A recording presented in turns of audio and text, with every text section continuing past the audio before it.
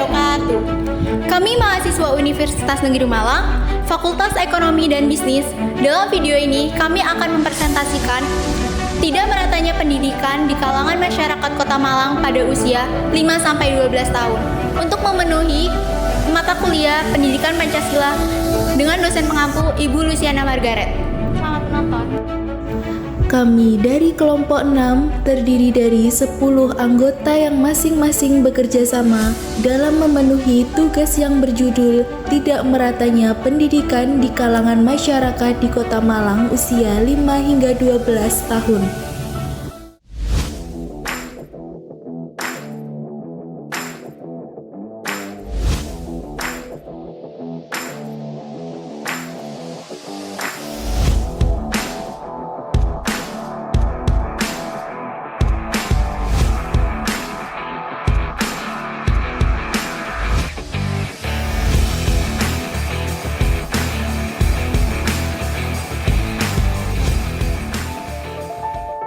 Tidak meratanya pendidikan di kalangan masyarakat Kota Malang pada usia 5-12 tahun. Sebelumnya, kita harus mengerti apa itu pendidikan.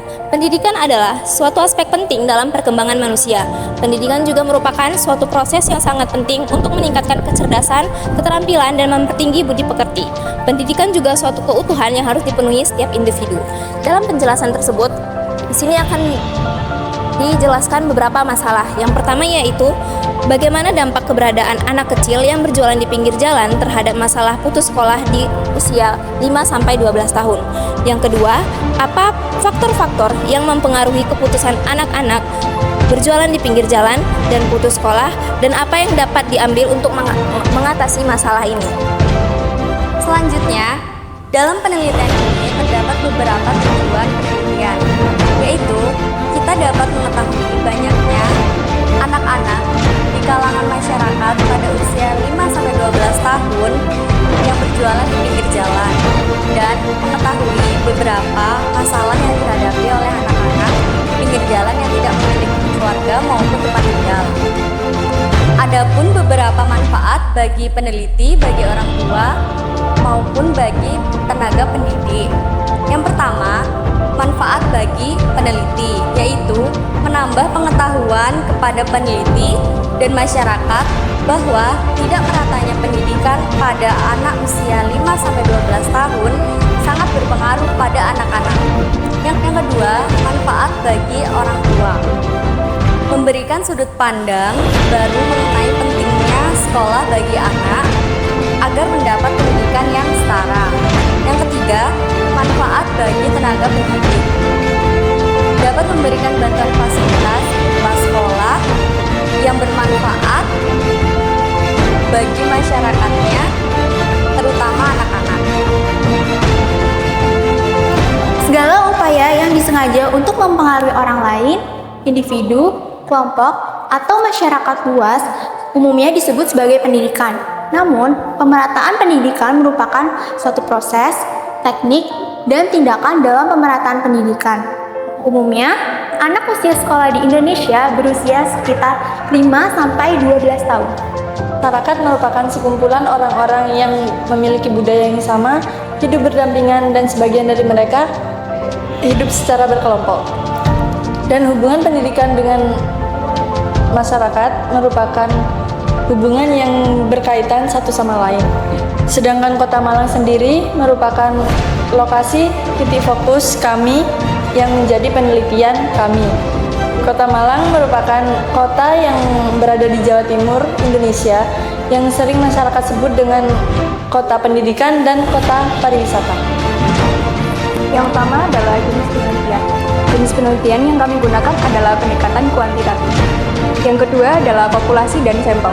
Populasi pada penelitian ini adalah kalangan masyarakat di Kota Malang usia 5-12 tahun yang berjualan di pinggir jalan. Kemudian sampel. Sampel pada penelitian ini adalah anak yang berjualan di daerah Jalan Ijen, Soekarno-Hatta, dan Pasar Besar Kota Malang. Yang ketiga adalah fokus penelitian.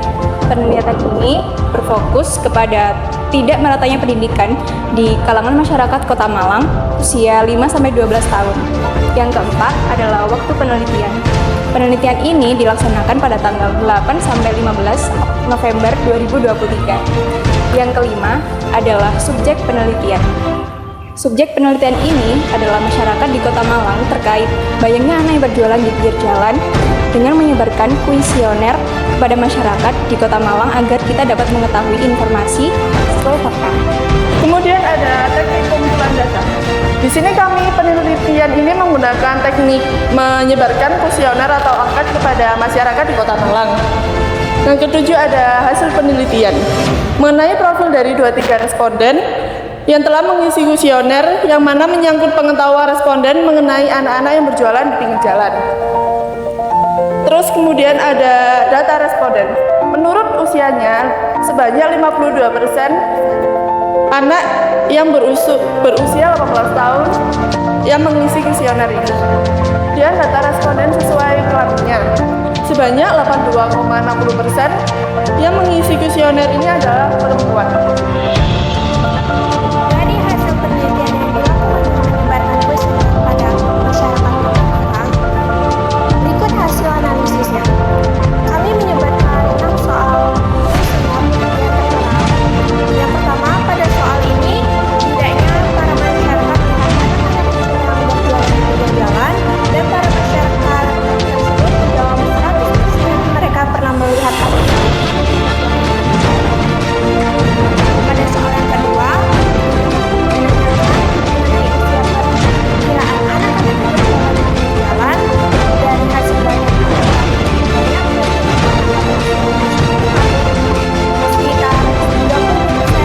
dan perkiraan sekitar sebanyak 9%. Selanjutnya, pada soal ketiga ini kami membahas kepercayaan atau tidaknya terkait mengenai anak-anak yang seharusnya terlibat dalam kegiatan berjualan di pinggir jalan. Dari hasil data yang diperoleh berikut ini, terdapat sebanyak 19% yang menyatakan tidak dan 9% Selanjutnya, pada soal keempat ini, menyatakan bahwa anak-anak yang berjualan di pinggir jalan akan menghadapi beberapa risiko dari hasil yang kami dapat dari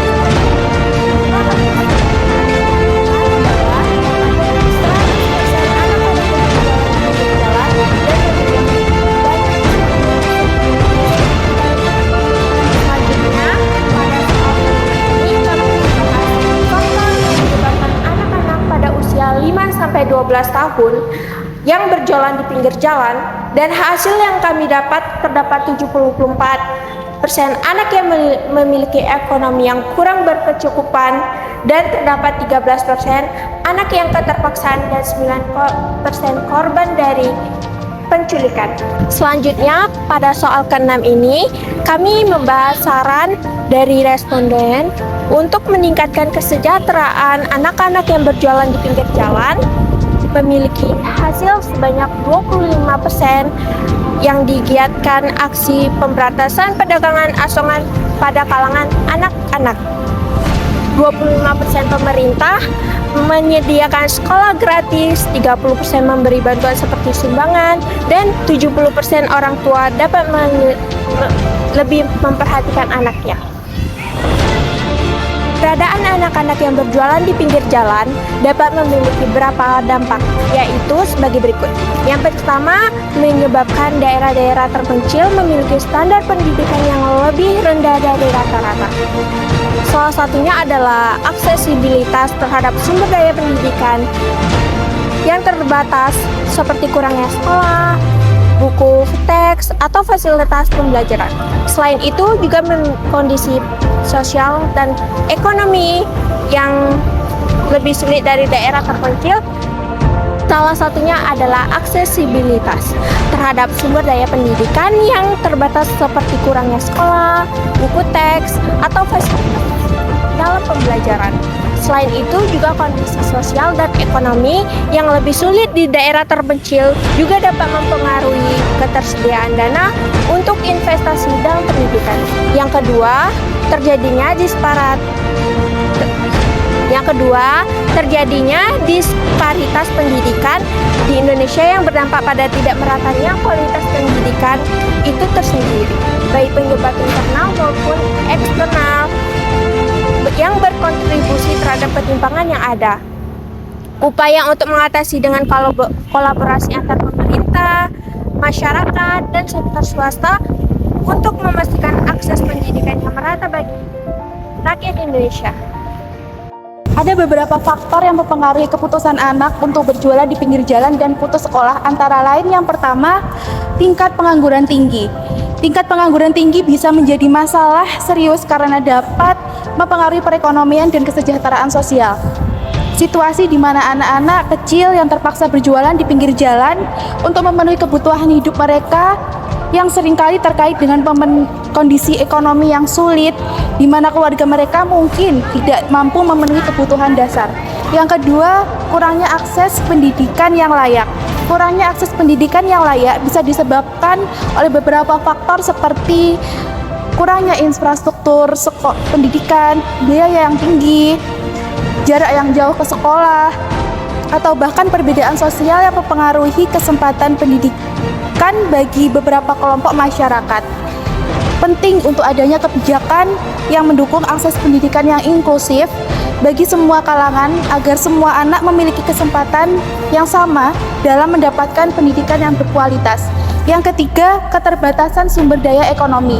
Keterbatasan sumber daya ekonomi dapat menyebabkan beberapa kesulitan keluarga untuk memenuhi kebutuhan pendidikan anaknya.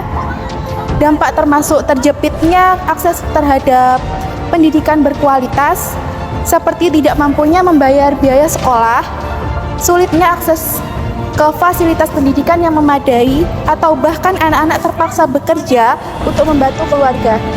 Dan yang terakhir, rendahnya tingkat kependidikan. Secara tidak langsung, tingkat kependidikan dapat memperbaiki produktivitas dan efisiensi pola kehidupan masyarakat. Sedangkan secara langsung, pendidikan dapat meningkatkan wawasan dan keterampilan sehingga meningkatkan pula produktivitas dan kreativitas masyarakat guna memperoleh kesejahteraan hidup yang dapat dinilai dari tingkat pendapatan maupun konsumsinya. Menjadi penyebab tidak meratanya akses pendidikan di Kota Malang pada anak usia 5 hingga 12 tahun disebabkan oleh beberapa faktor. Yang pertama adalah faktor eksternal, yang satu kemiskinan, yang kedua keterbatasan sumber daya ekonomi, yang ketiga tidak meratanya akses pendidikan. Lalu ada faktor internal, yang pertama adalah rendahnya tingkat pendidikan oleh mereka, yang kedua pengaruh tingkat pendidikan orang tua terhadap pola asuh anak, sehingga orang tua tidak tahu bagaimana cara mengasuh seorang anak agar tidak menjadi putus sekolah. Lalu yang ketiga ada peran orang tua terhadap motivasi belajar anak. Lalu yang keempat ada pengaruh pendidikan dalam pekerjaan orang tua terhadap kemandirian anak. Lalu yang terakhir ada kekerasan yang dilakukan orang tua terhadap anak, pengetahuan orang tua, pengalaman orang tua, dan lain-lain. Untuk mengatasi masalah ini, sebaiknya diperlukan upaya-upaya dari berbagai pihak, yaitu pemerintah harus melakukan evaluasi terhadap kebijakan pendidikan dan sumber daya manusia di bidang pendidikan.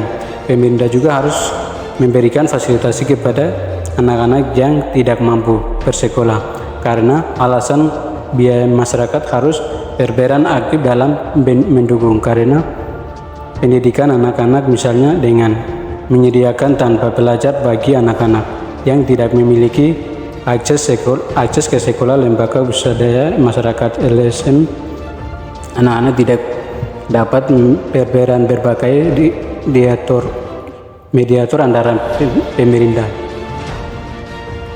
dan masyarakat dalam upaya meningkatkan kualitas pendidikan. Selain itu, perlu dilakukan upaya untuk meningkatkan kesadaran masyarakat akan pentingnya pendidikan bagi anak-anak. Masyarakat harus menyadari bahwa pendidikan adalah hak anak dan merupakan investasi untuk masa depan mereka. Sekian video presentasi dari kami. Terima kasih. Wassalamualaikum warahmatullahi wabarakatuh.